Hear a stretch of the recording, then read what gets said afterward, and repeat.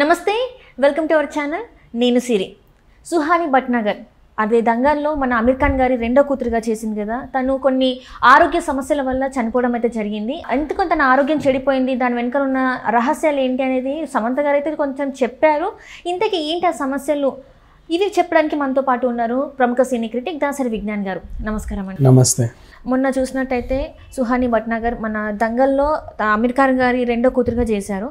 కాకపోతే ఏంటంటే కొన్ని అనివార్య కారణాల వల్ల, అంటే ఆరోగ్య సమస్యల వల్ల తను చనిపోయడం జరిగింది. సో సమంత గారు అయితే కొన్ని వివరాలు అయితే మనకు చెప్పడం జరిగింది. మన సుహాని భట్నాగర్ మనకు తెలిసింది మన దంగల్ సినిమాలో అమీర్ ఖాన్ కూతురుగా చేశారు. కానీ అనుకోని కారణాల అనారోగ్య సమస్యల వల్ల చనిపోవడం జరిగింది. అయితే ఇప్పుడు కొన్ని బయటకైతే వస్తున్నాయి, తను కొన్ని దీనివల్ల చనిపోయింది అని చెప్పేసి సమంత గారు కూడా కొంచెం చెప్పినట్టు మనం వింటున్నాం. అసలు ఏం జరిగి ఉంటుంది, తన ఆరోగ్య సమస్యలు ఏమై ఉంటాయి? సమంత రిలీజ్ చేసిన దాన్ని బట్టి ఆ పాపకి మైసైటిస్, సేమ్ మన సమంత ఏ బారిన పడి బాధపడుతుందో మైసైటిస్ ఆ పాపకు కూడా వచ్చింది. ఆ పాపకు వచ్చింది డెర్మాటోమైసైటిస్. బేసికలీ మైసైటిస్లో టైప్స్ ఉంటాయి. డెర్మాటోమైసైటిస్ అది చర్మానికి సంబంధించింది. అలాగే జావెలిన్ మైసైటిస్, పోలిమైసైటిస్, నెక్రోటైజింగ్ మయోపతి, ఇలా కొన్ని ఉంటాయి. ఇవేంటంటే ఇప్పుడు డెర్మాటోమైసైటిస్ దీని సిమ్టమ్స్ ఇక్కడ నెక్, ఈ చీక్స్ ఇవి, అండ్ అలాగే అంటే లోపల పోవడం, ఇది ఇలా వెళ్ళిపోవడం, ఇవన్నీ పీక్కుపోవడం, మోస్ట్లీ అంత లాక్కుపోయినట్టు అనిపించడం, దాన్ని మనం నరాలన్నీ దగ్గరికి గుంజినట్టు, మజిల్స్ బాగా పట్టేసినట్టు, దాన్ని ఏం చేయాలో తెలియనట్టు, అట్లా డిఫరెంట్గా బాధపడుతూ ఉంటారు. పోలిమైసైటిస్ కొన్ని నొప్పులు మామూలుగా ఉంటే పోవు అసలు అవి ఇంకా. అండ్ జావెలిన్ మైసైటిస్ కానీ నెక్రోటైజింగ్ మయోపతి కానీ కంప్లీట్ మైసైటిస్ ఉండే మెయిన్ సిమ్టమ్స్ అంటే ఇవే. అంటే ఎంత ఇమ్యూనిటీ ఇచ్చినా సరే కోల్పోతూనే ఉంటాం. ఎంత పవర్ డోస్ ఇచ్చినా కూడా 4 మెట్లు ఎక్కేసరికి పడిపోతాం. ఇంకంతే, మళ్ళీ నీకేదో బూస్టప్ ఇవ్వాలి. గ్లూకోజ్ల మీద గ్లూకోజ్లు ఎన్ని తాగినా వేస్టే. అవన్నీ అసలు తూచు మాత్రం పనిచేయవు. ఎలక్ట్రాల్ అవి పౌడర్లు ఎన్ని ఇచ్చినా వేస్టే. నువ్వు గంటకి ఇచ్చినా వేస్టే. తాగి ఒళ్ళంతా ఎలక్ట్రాల్ అయిపోవాలి, కానీ మనకంటూ ఏముండదు. అంటే మెడిసిన్సే జీవితం లాగా బ్రతికే ఒక టైప్ ఆఫ్ డిసీజ్ మనిషి బాగున్నప్పుడే. ఇక్కడి పాపకి ఏమైంది, కాలుకి ఆ ఫ్రాక్చర్ అయిన తర్వాత నీరు పట్టేసి కదలలేని సిచ్యువేషన్లో పాప ఉంది. ఆ టైంలో ఏమైంది, ఈమెకి ఆ మైసైటిస్, డెర్మాటోమైసైటిస్ ఉండడం వల్ల పాపం ఇంట్లో వాళ్ళకి ఆ ప్రాబ్లం ఉందని తెలియకపోవడం వల్ల, మైసైటిస్ ఉందని తెలియదు మా చాలామందికి, బాగా నీరసపడి అడ్డం పడితే తప్ప, ఎవరో ఒకరు తీసుకెళ్ళి టెస్టులు చేపిస్తే తప్ప తెలిసి చావదు బేసికల్లీ. అదంతే. ఇంకా దాని గురించి చాలామందికి ఉంటుంది. మనకి ఇప్పుడు ఇంకోటి మాట్లాడుకుంటున్నాం, కానీ ఇప్పుడు మనం మాట్లాడుతున్నందుకైనా సరే కొంతమంది వింటే మంచిది. తెలియని జబ్బది. ఊరికే అలసిపోతూ ఉంటే ఏంటో అలసిపోతున్నామమ్మా ఈ మధ్య బాగా అని చెప్పి ఎక్కువ నిమ్మరసాలు తాగే వాళ్ళని చూసాం. ఈ ఎండకి నా వల్ల అవ్వట్లేదు అసలు అంటారు. అంటే క్లైమేట్ని నిందిస్తారు. ఈ మధ్య ఏంటో అక్కడి నుంచి ఇక్కడ రాగానే వాటర్ పడట్లేదు, నాకంతా నీరసంగా ఉంది అంటారు. నీళ్ళ మీద నిందిస్తారు. మొన్న అది తిన్నప్పటి నుంచి, ఆ ఫంక్షన్కి వెళ్ళి అదేదో తిన్నప్పటి నుంచి నాకు చాలా నీరసంగా ఉంది అంటారు. అంటే ఆ జబ్బుకి పడనివేవో తగిలినప్పుడు అది రియాక్ట్ అవుతా నిన్ను గుచ్చుతుంది. నేను నీకు వచ్చాను, నన్ను టెస్ట్ చేసుకో, జాగ్రత్తగా మందులు తీసుకో అని. వీళ్ళు అవి కాకుండా దాన్ని గుర్తించక ఆ ఫుడ్ మీదో, ఆ పానీపూరి మీదో, ఆ జామ్ మీదో, లేకపోతే ఇంకా దేని మీదో, ఆ కర్రీ మీదో నిందిస్తూ ఉంటారు. క్లైమేట్ మీద నిందిస్తూ ఉంటారు, సిట్యువేషన్స్ మీద నిందిస్తూ ఉంటారు. అంతే తప్ప నీళ్ళని నిందిస్తూ ఉంటారు. ఈ మధ్య మాకు మంచినీళ్ళు సరిగ్గా రావట్లేదు, ఆ క్యానోడ్ని మార్పించినప్పటి నుంచి మాకు అన్ని ఒళ్ళు నొప్పులు అంటారు. అది అంటే ఏంటో మనిషి సైకాలజీ అలా తయారైంది, దాన్ని మనం ఏం చేయలేము. బట్ మోస్ట్లీ నేను అందరికీ చెప్పేది ఏంటంటే, ఒక్కసారి అందరూ టెస్ట్ చేయించుకుంటే మైసైటిస్ చాలామందికి ఉంటుంది. అట్లా అని చెప్పి అది పోవాలన్నా పోదు, చచ్చే వరకు ఉంటుంది. కానీ ప్రాణాంతకమైన వ్యాధి అయినప్పటికీ కూడా అన్నిసార్లు అది ప్రాణాంతకం కాదు, కాపాడుకుంటూ వెళ్ళొచ్చు. దానికంటూ కొన్ని ఉన్నాయి.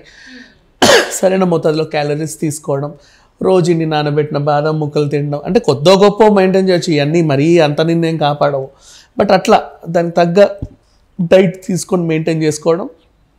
అప్పుడప్పుడు కొన్ని ఎక్కువ మోతాదులో ఇమ్యూనిటీ బూస్టర్స్ ఇచ్చుకోవడం. ఇమ్యూనిటీ బూస్టర్స్ ఇందులోనే ఉంటాయి మనకి. ఇప్పుడు విటమిన్ డిలో ఇమ్యూనిటీ ఉంటుంది, విటమిన్ సిలోనూ ఇమ్యూనిటీ వస్తుంది, మల్టీవిటమిన్లోనూ ఇస్తున్నారు.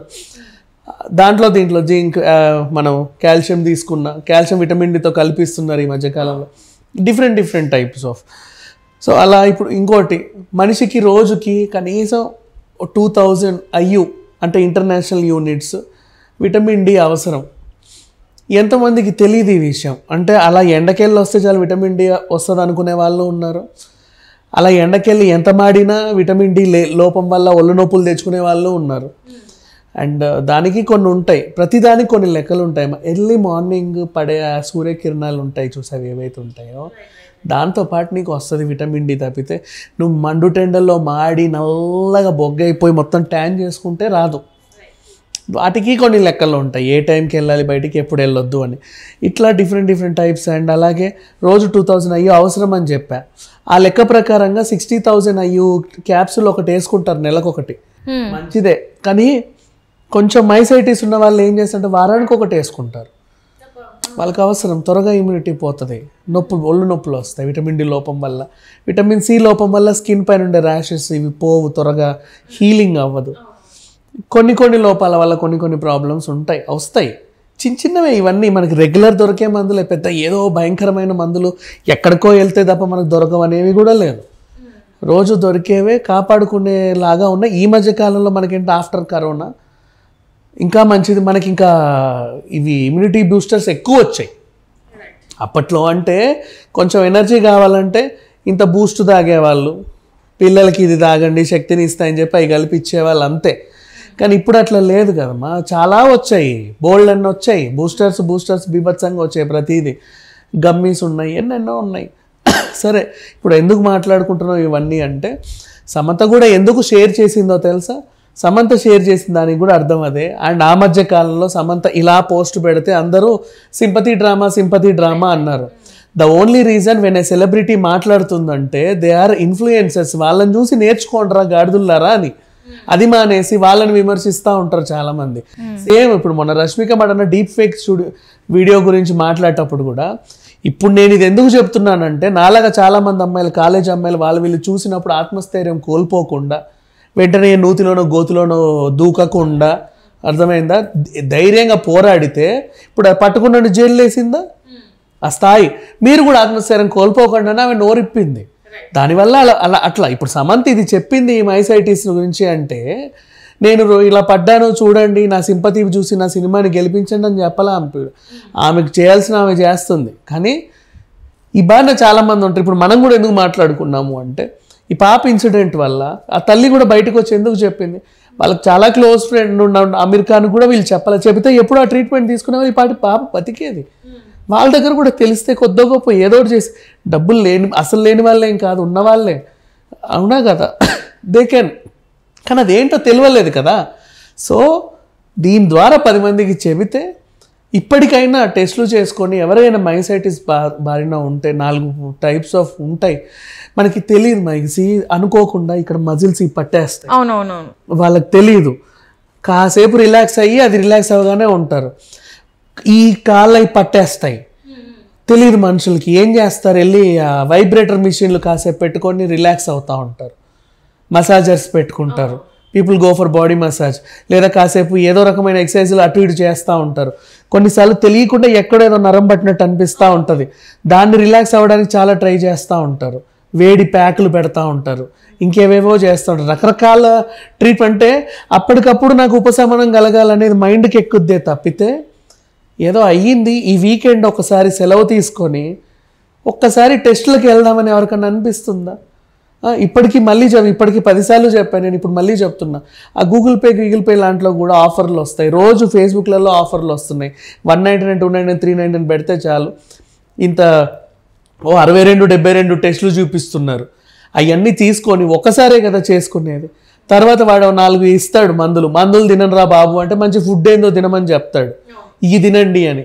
అవి తింటూ ఉంటే కొన్నాళ్ళకి ఆరోగ్యాన్ని కాపాడుకోవచ్చు. సడన్గా మంచం ఎక్కితే నిజంగా చెప్తున్నా, ఎంత ట్రీట్మెంట్ తీసుకున్నా మల్టీ ఆర్గానిక్ ఫెయిల్యూర్ తప్పదు.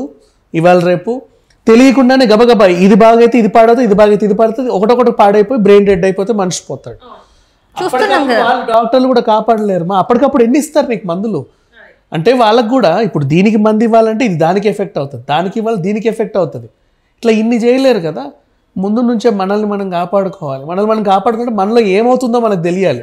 మనలో ఏమవుతుందో మనకు తెలియాలంటే ఫస్ట్ మనం తెలుసుకోవాలి, తెలుసుకునే ప్రయత్నం చేయాలి, తెలుసుకోవాలంటే నాలుగు దగ్గరికి వెళ్ళి ఎవడైతే మనకు తెలియజెప్తాడో వాళ్ళ దగ్గరికి వెళ్ళి కూర్చుంటే అన్నీ వివరంగా చెప్తారు, అప్పుడు తెలుసుకోవచ్చు అంతే.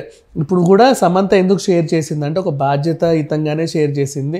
మనము ఇంతసేపు ఎందుకు మాట్లాడుకున్నాం అంటే అట్లీస్ట్ ఈ వీడియో చూసి ఎన్ని వ్యూస్ అన్నా పోనీ, 100 వ్యూస్ అన్నా పోనీ, ఆ 100 మంది అయినలో 10 మంది అయినా సరే టెస్టులు చేసుకుంటే వాళ్ళకి వాళ్ళు కొద్దో గొప్ప ఏమున్నాయనేది తెలుస్తుంది. తెలియని బాధ ఇప్పుడు నాట్ ఓన్లీ మైసైటిస్, మా తెలియని రోగాలు చాలా ఉంటాయి. అవును, ఎప్పుడు ఏది ఎఫెక్ట్ ఇస్తుందో మనం చెప్పలేము అలా. Right. Thank you so much అండి విజ్ఞాన్ గారు. So much.